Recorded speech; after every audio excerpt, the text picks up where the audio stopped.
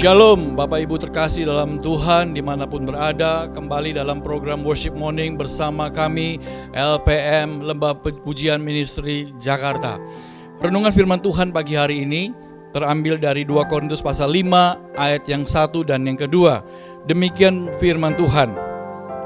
Karena kami tahu bahwa jika kemah tempat kediaman kita di bumi ini dibongkar, Allah telah menyediakan suatu tempat kediaman di sorga bagi kita, suatu tempat kediaman yang kekal, yang tidak dibuat oleh tangan manusia.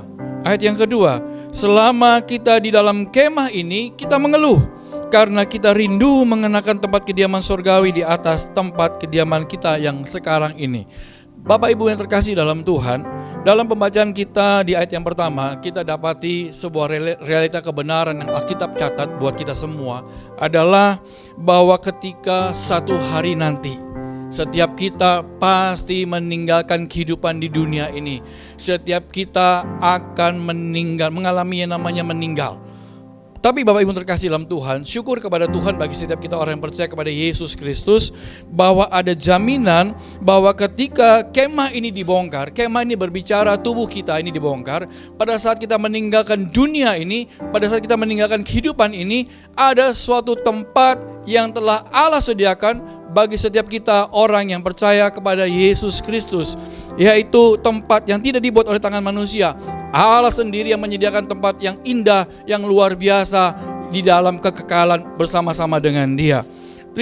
Dan hari ini kita mau bersyukur kepada Tuhan oleh karena kebaikannya yang diberikan buat setiap kita.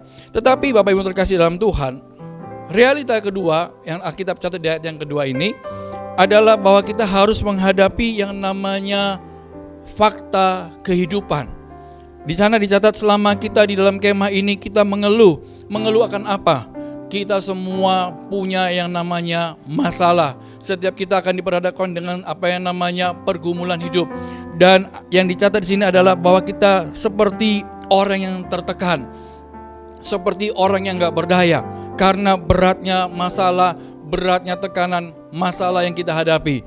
Tetapi Bapak Ibu terkasih dalam Tuhan, dalam renungan pagi hari ini ada dua hal yang kita mau ajarkan kepada kita pada saat kita menghadapi yang namanya masalah, pada saat yang kita menghadapi tekanan.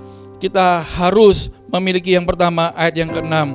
Maka oleh karena itu hati kami senantiasa tabah. Kunci yang pertama yang kita ajarkan kepada kita terdapat di ayat 6 adalah kita harus memiliki ketabahan, senantiasa tabah. Apa yang dimaksud dengan tabah? Tabah artinya kita kuat melewati setiap yang ada. Yang kemudian yang kedua, ayat yang ke-7, kita tetap percaya, yakin bahwa Tuhan menyertai kita. Hari ini apapun masalah pergumulan Bapak Ibu hadapi, Bapak Ibu tetap tabah, percaya bahwa Tuhan tidak pernah meninggalkan Bapak Ibu sekalian.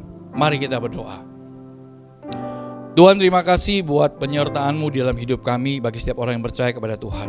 Hamba berdoa dalam nama Yesus buat umat Tuhan dimanapun berada.